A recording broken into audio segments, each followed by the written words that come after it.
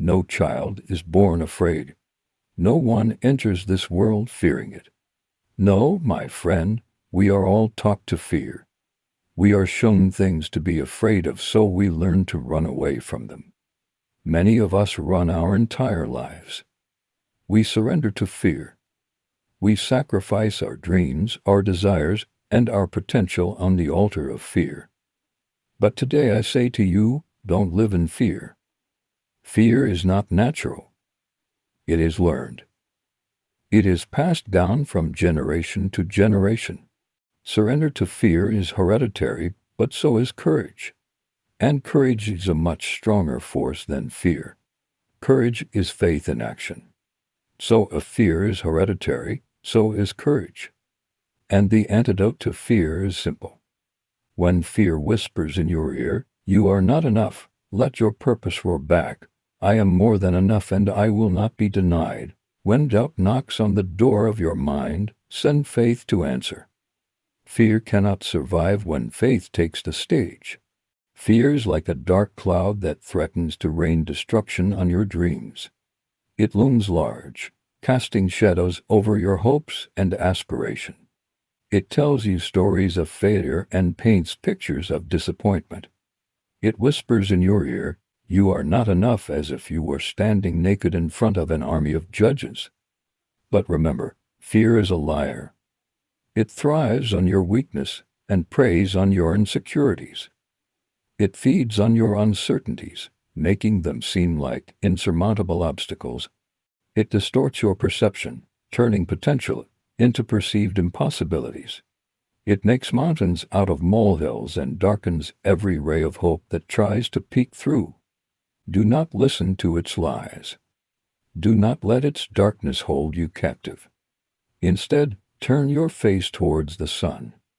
Feel the warmth of faith upon you. Let it melt away the icy grip of fear.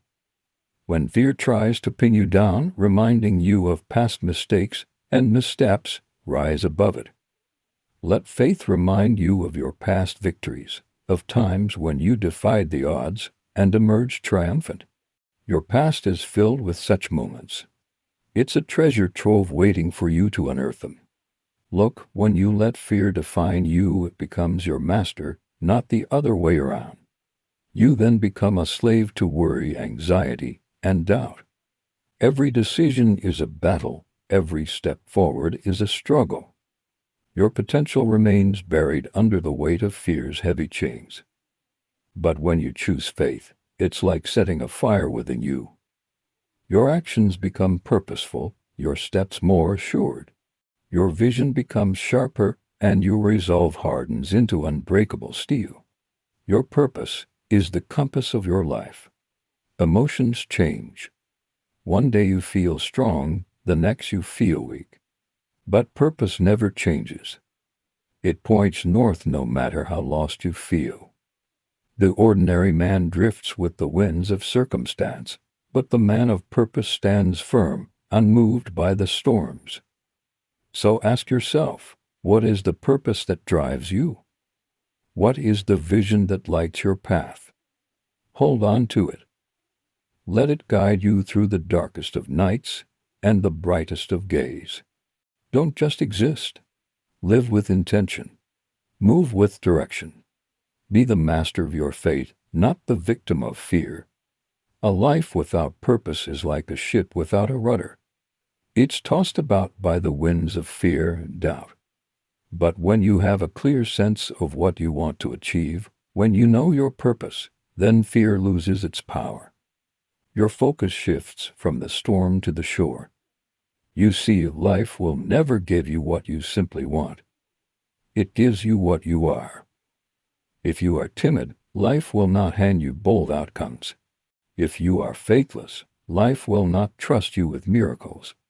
But if you rise with courage in your step and vision in your soul, life will open its gates and reward you with abundance. Now, you might say, but what about the bad things that happen to good people? What about those who serve God and yet suffer? I say, look again. Even in the depths of suffering, there is purpose. Even in pain, there is growth. When Joseph was thrown into prison, his purpose didn't end. His story doesn't stop there. He interpreted the baker's dream. He interpreted the butler's dream. Purpose is the bridge between where you are and where you want to be. It is the thread that connects the present to the future. It is the light that guides you through the darkest of tunnels. Faith and purpose are not just ideas. They are forces. They are armor against fear and antidotes to failure. They are the shield that protects you from the arrows of doubt and the sword that cuts through the chains of worry.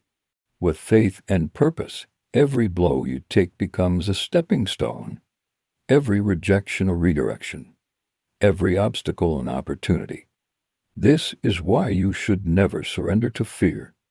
Never let it push you off course. Never let it dim the flame within you. Look, most people are not defeated by their circumstances. They are defeated by their interpretation of those circumstances.